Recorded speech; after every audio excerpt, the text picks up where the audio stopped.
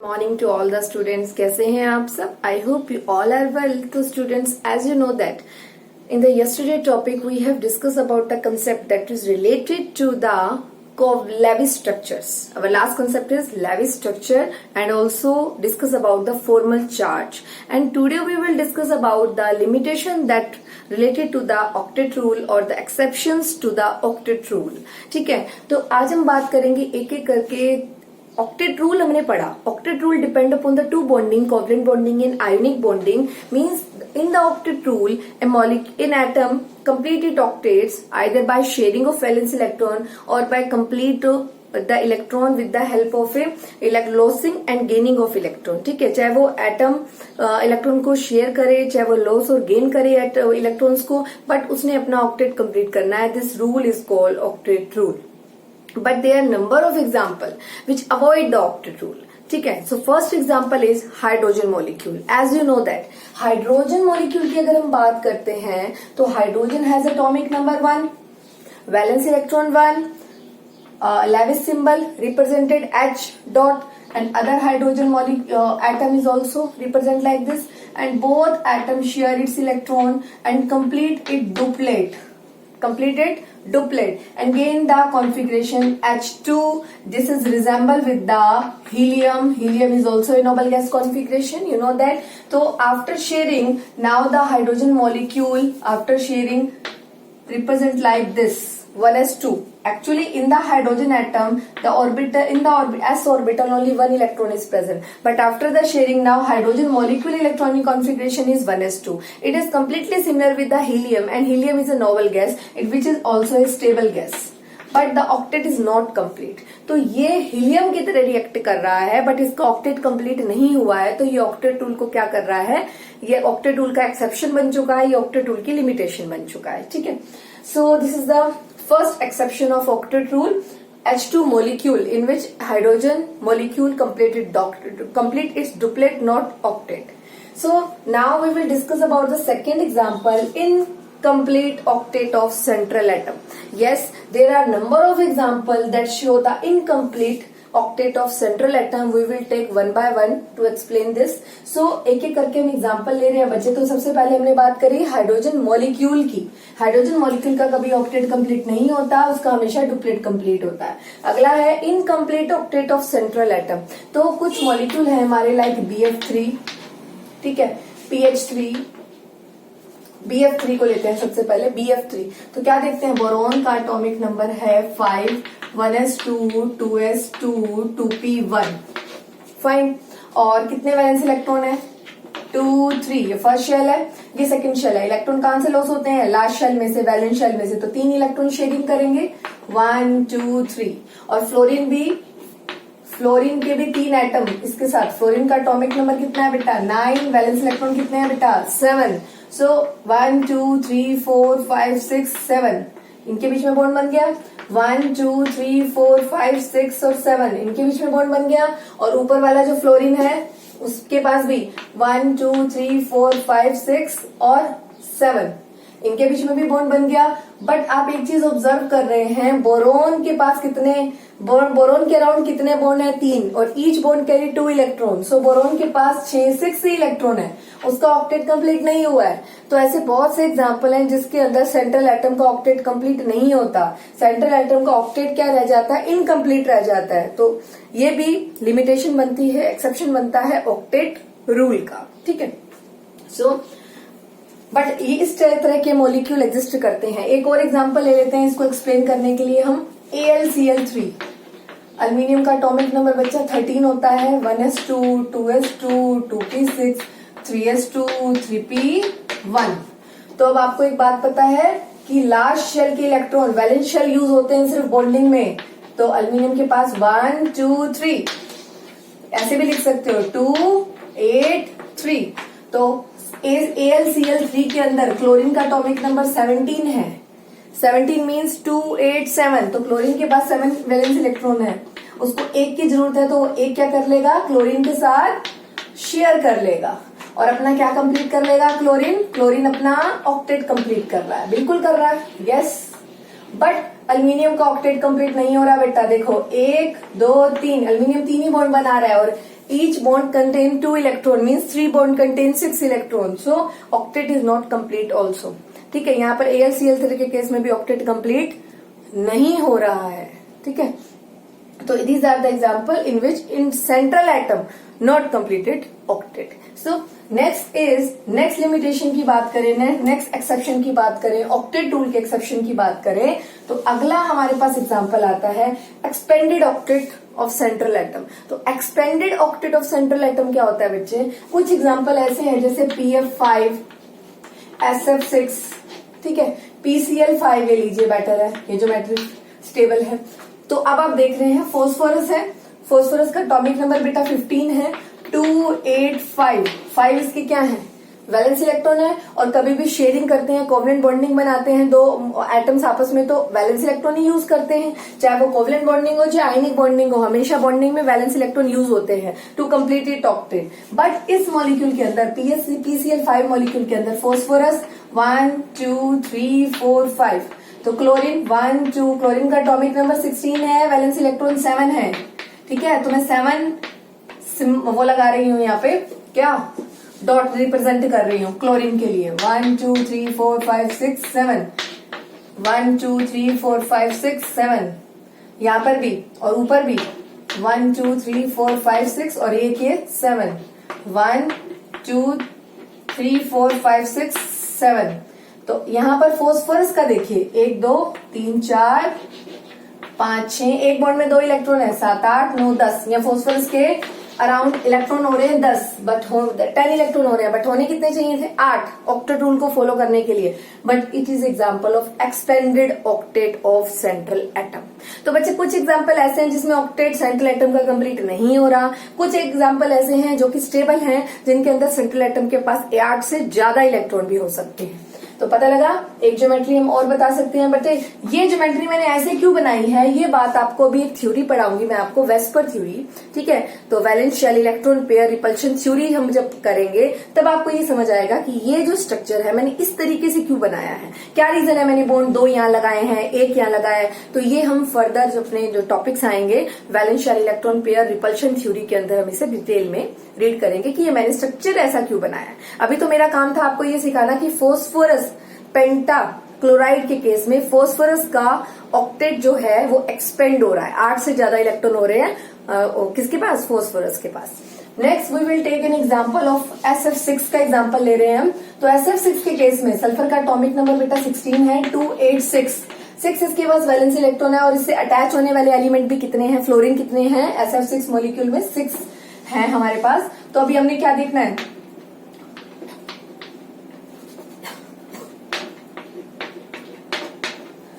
each fluorine participate with the sulfur. Her fluorine को 1 electron की जरूरत है अपना शेयरिंग को, अपनी बॉन्डिंग को, अपने कोवलेंट नेचर को, अपने ऑक्टेट को कंप्लीट करने के लिए. 7 इलेक्ट्रॉन दिखा रही हूं मैं फ्लोरीन में यहाँ पर बेटा. वैलेंस इलेक्ट्रॉन ही शो हो रहे हैं, सिर्फ फ्लोरीन का एटॉमिक नंबर 9 है, valence electron electronic configuration 2 7 are the valence electron. 1 2 3 4 5 6 and 7. तो अभी आप देखिए सल्फर के पास कितने इलेक्ट्रॉन हो गए? 1 2 3 4 5 6 7 8 9 10 11 12. तो सल्फर के अराउंड 12 इलेक्ट्रॉन प्रेजेंट हैं. होने कितने चाहिए थे ऑक्टेट रूल के अकॉर्डिंग? 8, क्योंकि उसको अपना ऑक्टेट कंप्लीट करना है, बट ऐसा नहीं हो रहा है. तो it means this is also example of exception to represent the octet rule. Next is odd electron molecules. Yes, कुछ मॉलिक्यूल ऐसे होते हैं जैसे NO2 that represent odd electron molecule. अब आप देखेंगे यहां तक क्लियर है आपको. तो एक्सपेंडेड ऑक्टेट के आपने एग्जांपल सीखे, PCl5 और SF6. Next is odd electron molecules की बात हो रही है. तो बच्चे ओड इलेक्ट्रॉन मॉलिक्यूल में आ जाता है मेरे पास NO, NO. अब आप जब इसका बनाएंगे तो आप देखेंगे नाइट्रोजन का एटॉमिक नंबर कितना है बेटा? 7. वैलेंस इलेक्ट्रॉन कितने हैं? 5. तो अभी आप देखेंगे जब ये आपस में बॉन्डिंग रिप्रेजेंट करेगा आपस में, तो हम क्या देखेंगे, इनके बीच में बॉन्डिंग डेवलप होगी. 1 2 3 4 5 6 5 इलेक्ट्रॉन इसमें शो करने हैं. तो अब देखिए इसके पास एक और बच रहा है, 1 2 3 4 5 6. इसके पास टोटल कितने इलेक्ट्रॉन रिप्रेजेंट हो रहे हैं? इसके पास देखिए NO का स्ट्रक्चर है ये हमारा कैसे, नाइट्रोजन है, नाइट्रोजन का एटॉमिक नंबर 7 है, वैलेंस इलेक्ट्रॉन 5 है। 1 2 3 4 5 दिख रहे हैं आपको, 1 2 3 4 5 6, इसके पास टोटल कितने थे, इसने इसको अपना ऑक्टेट कंप्लीट करना है, कर रहा है ये ऑक्टेट कंप्लीट, 2 नाइट्रोजन से शेयर कर रहा है, 1 2 3 4 5 6 7 8, बट नाइट्रोजन का ऑक्टेट, क्योंकि नाइट्रोजन के पास ऑड मॉलिक्यूल है, इसका तो ऑक्टेट कंप्लीट हो ही नहीं सकता, क्योंकि इसके पास 5 थे, 2 शेयरिंग में दे दिए इसने, 1 2 3 4 5 6 7, इसका ऑक्टेट, तो ये क्या हो गया, odd molecule, odd electron molecule exception होते हैं किसका, ऑक्टेट रूल का, ठीक है। सेम इसी तरह से NO2 का स्ट्रक्चर पढ़ते हैं हम, किसका स्ट्रक्चर पढ़ते हैं बेटा, NO के बाद NO2 का। नाइट्रोजन के बहुत सारे ऑक्साइड होते हैं बेटा, आपको याद रखना है, मैंने फर्स्ट चैप्टर में भी आपको डिस्कस किया था, NO, NO2, N2O, N2O3, N2O4, N2O5, these are the oxides of nitrogen। Nitrogen की रिएक्टिविटी टुवर्ड्स ऑक्सीजन बहुत ज्यादा है और बहुत से ऑक्साइड फॉर्मेशन नाइट्रोजन कर सकता है। तो अब आइए NO2 के बारे में पढ़ रहे हैं। तो नाइट्रोजन है, नाइट्रोजन एक साइड डबल बॉन्ड बना रहा है, ठीक है, ऑक्सीजन का एटॉमिक नंबर 8 होता है, वैलेंस इलेक्ट्रॉन कितने हो गए, 2 6, तो 6 वैलेंस इलेक्ट्रॉन हो गए, 2 6 इलेक्ट्रॉनिक कॉन्फ़िगरेशन है तो 6 वैलेंस इलेक्ट्रॉन है, 1 2 3 4 5 6, 2 नाइट्रोजन ने यहां से शेयरिंग कर ली, एंड O2 एक ऑक्सीजन और जुड़ेगा, 1 2 3 4 5 6, या नेगेटिव रिप्रेजेंट हो रहा है, नेगेटिव रिप्रेजेंट करने के लिए क्या होता है, ऑक्सीजन अपना शेयर कुछ नहीं कर रहा, यहाँ पर हाइड्रोजन नहीं, नाइट्रोजन नहीं अपना शेयर कर रखा है, इस बॉन्ड को कोऑर्डिनेट बॉन्ड कहते हैं, मैंने पहले भी बताया है आपको, आज हम फिर डिस्कस करेंगे, डिटेल में पढ़ेंगे व्हाट इज कोऑर्डिनेशन बॉन्ड, ठीक है। कोऑर्डिनेट बॉन्ड किन्हें बोलते हैं, तो 1 2 3 4 और ये 5, ठीक है, अपने दोनों इलेक्ट्रॉन इसने शेयर किए हैं, इस बॉन्डिंग को कोऑर्डिनेट बॉन्डिंग बोलते हैं, और यहाँ पर आ जाएगा प्लस साइन, ठीक है, क्योंकि खुद डेफिशिएंट हो रहा है और ऑक्सीजन क्या हो रहा है, रिच हो रहा है, ऑक्सीजन ने कुछ भी अपना शेयर नहीं किया। ऐसा क्यों किया है, ताकि ऑक्सीजन मॉलिक्यूल अपना ऑक्टेट कंप्लीट कर सके। करने को तो हम यहाँ डबल बॉन्डिंग भी बना सकते थे, लेकिन अगर हम डबल बॉन्डिंग बनाते तो 1 2 3 4 5 6 7 8 और 1 9, तब भी यहाँ पर 9 इलेक्ट्रॉन हो जाते, तब भी नाइट्रोजन ऑक्टेट रूल को अवॉइड कर रहा था। और ऐसा करने से क्या होगा, अगर हम ऐसे करेंगे तो दोनों इलेक्ट्रॉन अपने यही देगा, अगर यही अपने दोनों इलेक्ट्रॉन करेगा तो ये मॉलिक्यूल ऑक्सीजन के लिए क्या बनेगा, स्टेबिलिटी की फॉर्म रिप्रेजेंटेड होगी, ठीक है। और नाइट्रोजन के पास ऑड इलेक्ट्रॉन रिप्रेजेंट होता है, तो कुछ मॉलिक्यूल ऐसे होते हैं जिनके पास शेयरिंग के बाद भी इलेक्ट्रॉन बच जाते हैं, और वो भी 2 इलेक्ट्रॉन बचते हैं। तो मैंने बताया था आपको कल भी एक लेक्चर में, अगर किसी एटम के पास during the bonding, during the sharing अगर 2 इलेक्ट्रॉन बचते हैं तो that consider it's 1 lone pair. 2 electron, 2 unshared electron जो बॉन्डिंग में पार्टिसिपेट नहीं कर रहे, उनको 2 इलेक्ट्रॉन को मिलाकर एक लोन पेयर बोला जाता है। ये आपको बहुत अच्छे से याद रखनी है ये बात, ठीक है। तो नाइट्रोजन के पास एक क्या है, ओड इलेक्ट्रॉन है, तो ये ज्योमेट्री भी हमारी ऑक्टेट रूल को, वहां ऑक्टेट रूल की लिमिटेशन बनती है, ठीक है। तो नेक्स्ट आ जाता है हमारे पास एक बहुत इंपॉर्टेंट एग्जाम्पल आएंगे अब इन नोबल गैसेस। आपको पता है नोबल गैसेस क्या होती हैं बच्चे, नोबल गैसेस 18 ग्रुप के एलिमेंट्स होते हैं। किसके एलिमेंट्स होते हैं, 18 ग्रुप के। और 18 ग्रुप के एलिमेंट जो होते हैं वो जनरली रिएक्ट नहीं करते, they are stable because their octet is their valence, उसके उनके वैलेंस शेल के अंदर 8 इलेक्ट्रॉन होते हैं एक्सेप्ट हीलियम। हीलियम को छोड़ के, हीलियम अपना डुप्लेट कंप्लीट करता है, बट वो एक नोबल गैस है तो वो एक स्टेबल गैस है। बिसाइड दिस जितने भी नोबल गैसेस होते हैं बच्चे, मैं दोबारा रिकॉल कर रही हूँ आपको, helium, neon, argon, krypton, xenon और रेंडोन, ये सभी के सभी नोबल गैसेस हैं, ठीक है। ये हमारे और ये जितनी भी हमारी गैसेस हैं ये जनरली इनके वैलेंस शेल में 8 इलेक्ट्रॉन होते हैं और ये स्टेबल होती है, इनको फर्दर किसी से रिएक्ट करने की जरूरत नहीं होती। But they are 2 noble gases, those form number of compounds. इनमें से 2 नोबल गैसेस ऐसी हैं, क्रिप्टन और जिनोन, जो बहुत से कंपाउंड्स बनाती हैं, और कंपाउंड्स वही बनाएगा जो किसी से रिएक्ट करेगा, ठीक है। तो आपको मैं बता दूं, क्रिप्टन जो है वो एक ऐसा कंपाउंड बनाता है, उसका नाम है KrF2, और जिनोन बहुत सारे कंपाउंड फॉर्मेशन करता है ऑक्सीजन के साथ और फ्लोरीन के साथ, and both are highly electronegative atom.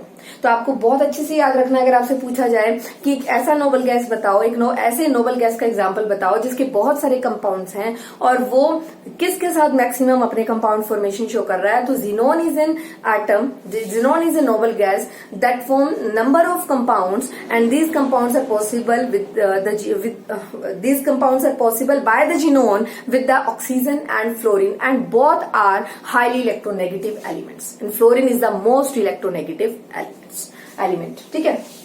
तो जिनोन के कंपाउंड्स की बात करें तो HCF2, HCF4, HCO3. तो they are number of compounds that are form by the xenon. ठीक है, तो और भी है HCO2F4. ठीक है, तो these are the limitation of the octet rule. These are the exception related to the octet rule. तो first one is hydrogen molecule is a exception because hydrogen molecule कभी octet complete नहीं करता, वो helium की तरह duplet state में रहता है. दूसरा incomplete octet of central atom. कुछ एग्जाम्पल ऐसे हैं जो एग्जिस्ट करते हैं, कुछ मॉलिक्यूल ऐसे हैं जो एग्जिस्ट करते हैं बट उनके सेंट्रल एटम का ऑक्टेट कंप्लीट नहीं होता, लाइक PF3 AlCl3. फाइन. कुछ एलिमेंट्स, कुछ मॉलिक्यूल्स ऐसे होते हैं जो कि स्टेबल हैं, लाइक PCl5 SF6 IF7. ये मॉलिक्यूल्स ऐसे हैं जिनके सेंट्रल एटम में 8 से ज्यादा इलेक्ट्रॉन होते हैं, एक्सपेंडेड ऑक्टेट रूल का एग्जांपल बनते हैं. नेक्स्ट वन इज, मैंने एग्जांपल लिया था some molecule which has odd electron. कुछ मॉलिक्यूल्स के अंदर सेंट्रल एटम के पास ओड इलेक्ट्रॉन होता है, तो ओड इलेक्ट्रॉन जिनके पास होगा वो ऑक्टेट रूल को अवॉइड करेगा. ठीक है. And last one is, we know that noble gases are non reactive because they have their octet is already complete, that's why they are very less reactive, but there are two noble gases which are little bit reactive nature, and xenon is a noble gas which form number of a compounds. ठीक है, with the oxygen and fluorine atom. ठीक है, तो ये आपको सारी बातें याद रखनी है. Now we will study about the properties that are related to the covalent bond. कल हमने प्रॉपर्टी डिस्कस की थी that related to the ionic bond. Ionic bond की प्रॉपर्टीज, तो जो कोवलेंट बॉन्ड की प्रॉपर्टीज हैं वो आयनिक बॉन्ड से आप बोल सकते हैं लगभग अपोजिट ही हैं सारी की सारी. ठीक है, discuss about the properties that are general properties of the covalent compound. So first property of the general compound is covalent compounds exist mainly in liquid and gaseous state. Some examples that are also present in solid state. Example are urea and sugar. तो पहला point है बच्चे, covalent compounds mainly liquid और gases state में ही exist करते हैं, क्योंकि covalent compounds की बॉन्डिंग ज्यादा स्ट्रॉन्ग नहीं होती, क्योंकि covalent compound sharing of electron से, वैलेंस इलेक्ट्रॉन से बनते हैं. वो कोई इलेक्ट्रॉन को गेन और लॉस करके तो बनते नहीं है. ठीक है, तो अगर गेन और लॉस करके बनते तो वो सब कुछ ना कुछ चार्ज कैरी करते, और चार्ज की वजह से उनके बीच में अट्रैक्शन होता, और अट्रैक्शन होते तो वो मेनली सॉलिड स्टेट में एग्जिस्ट करते. बट ऐसा नहीं है. कोवलेंट कंपाउंड्स कोवलेंट कंपाउंड्स के जो मॉलिक्यूल्स होते हैं उनमें वीक फोर्स ऑफ अट्रैक्शन होता है, इसलिए वो ज्यादा से ज्यादा लिक्विड और गैसेस स्टेट में एग्जिस्ट करते हैं. But some exceptions are also there. Urea, sugar, ये एग्जांपल हैं हमारे कोवलेंट कंपाउंड्स के that are exist in solid state. और अगर मैं बात करूं लिक्विड स्टेट में एग्जिस्ट करने वाले, हमारे पास आ जाएगा CCl4 बेस्ट एग्जांपल. ठीक है, और अगर मैं बात करूं गैसेस स्टेट में एग्जिस्ट करने वाले बच्चे, बहुत से कोवलेंट कंपाउंड हैं. H2 है, N2 है, Cl2 है, O2 है, तो आपको पता होना चाहिए. तो first property of the covalent compounds are generally present in liquid and gases state. They are rare example of the solid state also, like urea. And the urea का फॉर्मूला मैंने आपको अपनी फर्स्ट चैप्टर में explain करने की बहुत अच्छे से मॉलिक्यूलर मास भी निकालना सिखाया था. NH2C double bond O NH2. ठीक है, NH2C double bond O, this is the example of urea. ठीक है, और ग्लूकोज ग्लूकोज का एग्जांपल भी मैं आपको बच्चों करा चुकी हूँ. वो क्या है, C6H12O6. ठीक है, तो अभी आपको पता लगा कि क्या पता लगा, कोवलेंट कंपाउंड जनरली कौन सी स्टेट में एग्जिस्ट करते हैं, लिक्विड में और गैस में, और रेयर है जो कि किसमें एग्जिस्ट करते हैं, सॉलिड में. ये बहुत कुछ ही एग्जांपल हैं इनके. ठीक है, नेक्स्ट आ जाता है low melting and boiling point. Yes, अभी बात हुई कोवलेंट कंपाउंड्स में वीक फोर्स ऑफ अट्रैक्शन होती है, तो उनका melting and boiling point low होता है. Next, insoluble in water. Yes, covalent compounds are insoluble in water because solubility होती है आयनिक कंपाउंड्स की वाटर के अंदर. तो आयनिक कंपाउंड जो कि जिनमें आयंस कंटेन होंगे, जिनका पोलर नेचर होगा, तो वाटर के अंदर सिर्फ वही कंपाउंड डिसॉल्व होते हैं बच्चे जो ऑलरेडी पोलर नेचर के होते हैं, जो ऑलरेडी आयनिक नेचर के होते हैं. तो कोवलेंट कंपाउंड्स आयनिक नेचर के नहीं होते, वो नॉन पोलर नेचर के होते हैं, इसलिए वे वाटर में डिसॉल्व नहीं करते. तो आप मुझे बताइए, आप अगर वो वाटर में डिसॉल्व नहीं होते हैं तो वो किस चीज में डिसॉल्व होंगे. सो कोवलेंट कंपाउंड्स, जो कोवलेंट कंपाउंड्स होते हैं बच्चे, वो डिसॉल्व हो जाते हैं easily dissolve in non polar solvent. किसमें डिसॉल्व होते हैं, नॉन पोलर सॉल्वेंट में डिसॉल्व होते हैं. ठीक है, और नॉन पोलर सॉल्वेंट में एग्जांपल आ जाएगा आपके पास क्या क्या, CCl4, बेंजीन, ईथर, एसीटोन, ये नॉन पोलर सॉल्वेंट के एग्जांपल्स हैं। ठीक है, तो covalent compounds are insoluble in water because they doesn't have any type of ionic character, because water में वही डिजोल्व होगा which have some ionic nature. ठीक है, और कोवलेंट कंपाउंड्स क्या होते हैं, मोलिकुलर नेचर के होते हैं, आयनिक नेचर के नहीं होते, पोलर नहीं होते, नॉन पोलर होते हैं, इसलिए वो पानी में नहीं डिजोल्व करते, वाटर में डिजोल्व नहीं करते, वो किसी नॉन पोलर सॉल्वेंट में डिजोल्व करते हैं। और नॉन पोलर सॉल्वेंट के एग्जांपल मैंने अभी आपको बताया, बेंजीन हो गया, ईथर हो गया, एसीटोन हो गया। तो ये इनकी डिटेल बेटा, इनके स्ट्रक्चर और इनकी डिटेल आपका next book second part of NCERT में डिटेल में ऑर्गेनिक केमिस्ट्री के अंदर आपको पढ़ाई जाएगी। ठीक है, बेंजीन, ईथर, एसीटोन, इनके स्ट्रक्चर्स क्या हैं वो हम आगे पढ़ेंगे। Next, poor conductor of electricity. बच्चे वही बात आ गई, अगर जहां आयंस ही नहीं है, जहां इलेक्ट्रॉन फ्री नहीं है, तो वो गुड कंडक्टर ऑफ इलेक्ट्रिसिटी तो हो नहीं सकते। तो ये आयनिक कंपाउंड्स की तरह ये गुड कंडक्टर ऑफ इलेक्ट्रिसिटी नहीं होते। कोवलेंट कंपाउंड्स भी क्या होते हैं, पुअर कंडक्टर ऑफ इलेक्ट्रिसिटी होते हैं। Next, molecular reaction.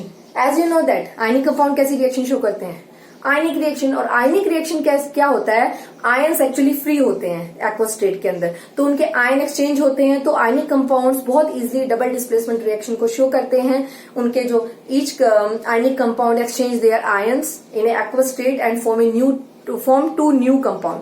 बट अगर मैं बात करूं मोलिकुलर रिएक्शन की, covalent compounds molecular reaction show करते हैं। लाइक अगर मैं बात करूं H2 प्लस Cl2, क्या फॉर्म होगा, HCl फॉर्म होगा। तो H2 को ब्रेक करने के लिए एनर्जी चाहिए, Cl को ब्रेक करने के लिए एनर्जी चाहिए, Cl2 को ब्रेक करने के लिए, तब जाकर वो HCl बनेगा।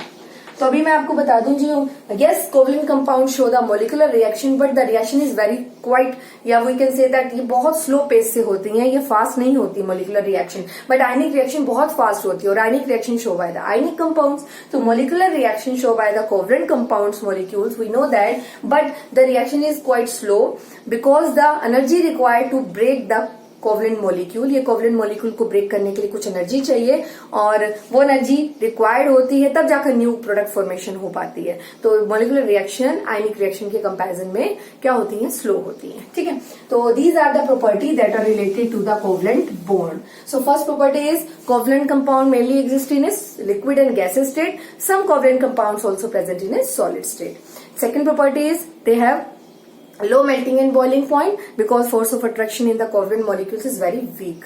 Third is they are not soluble in water because those compounds soluble in water which has polar nature, because water also has polar nature, but covalent compounds has non-polar nature, so they only dissolve in a non-polar compounds. Fine.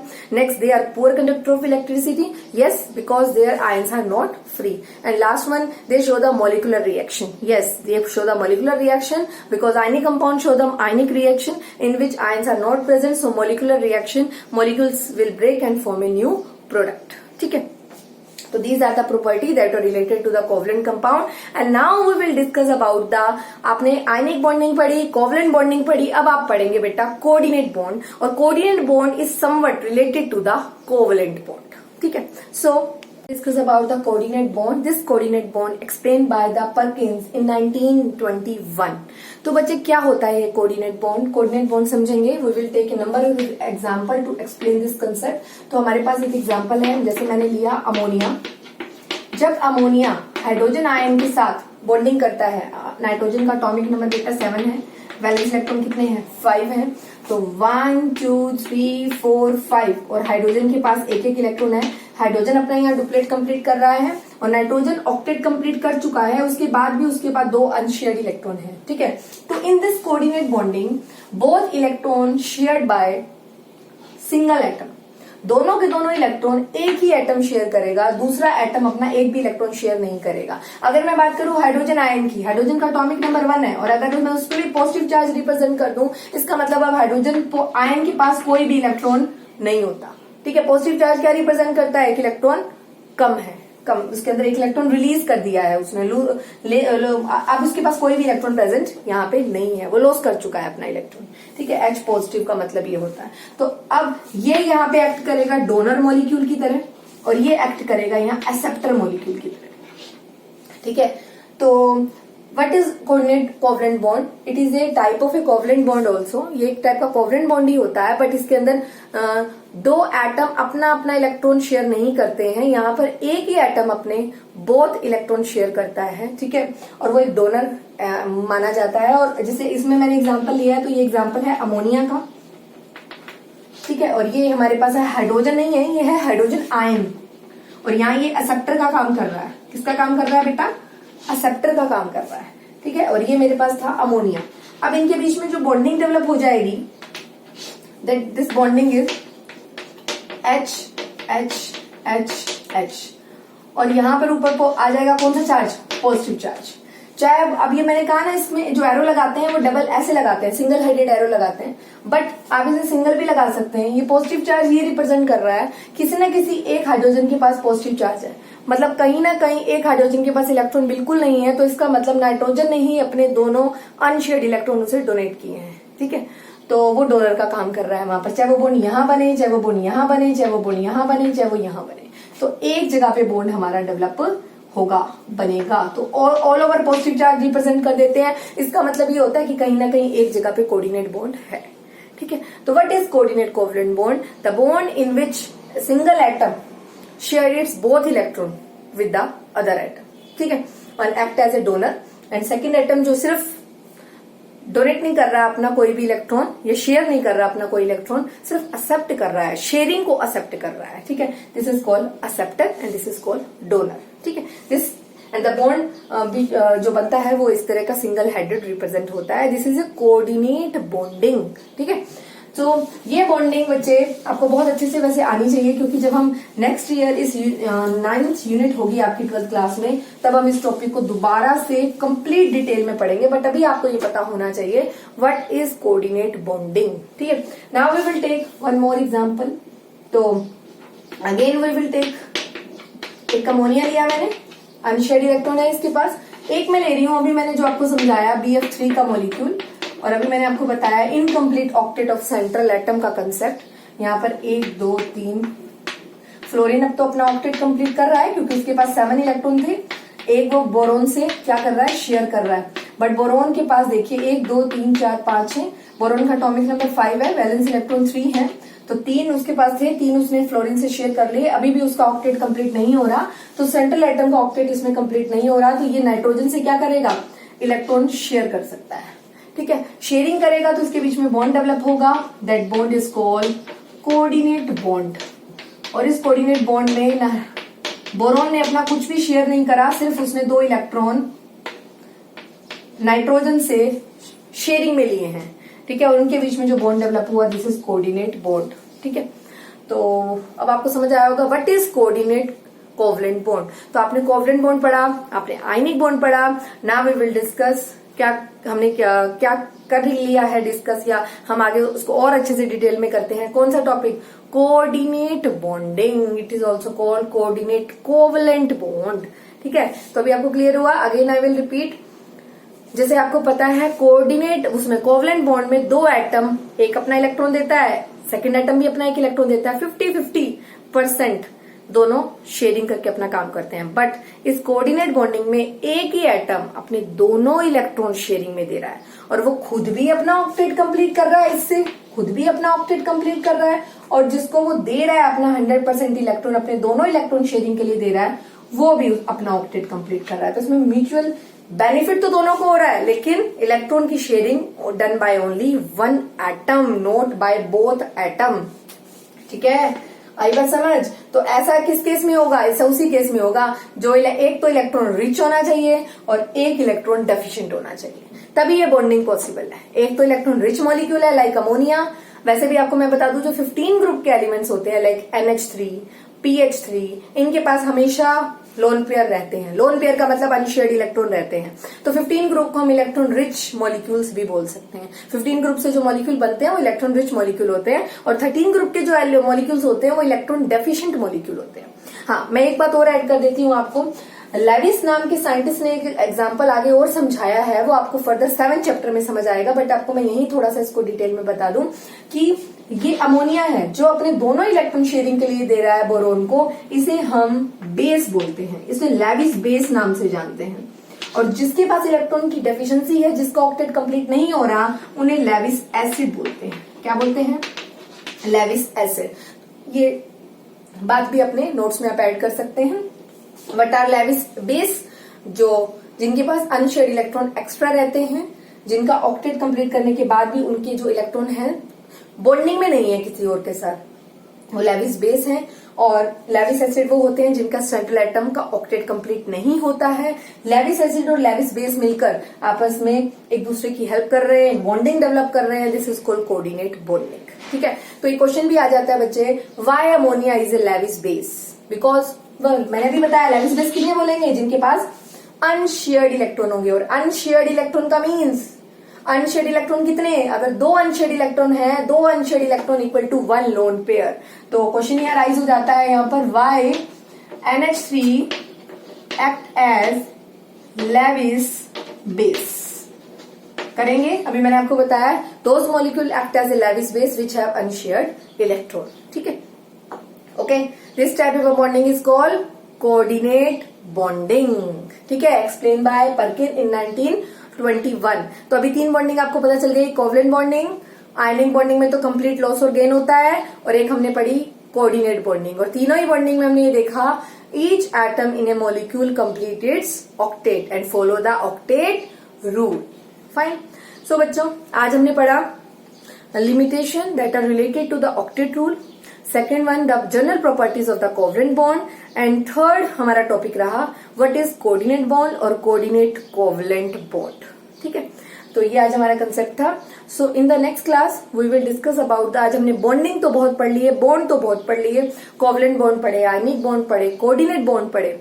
तो in the next class we will discuss about the bond parameters. इतनी bonding पढ़ने के बाद, इतनी different type की bonding पढ़ने के बाद हम हमारा अगला टॉपिक आता है, अराइज होता है क्या?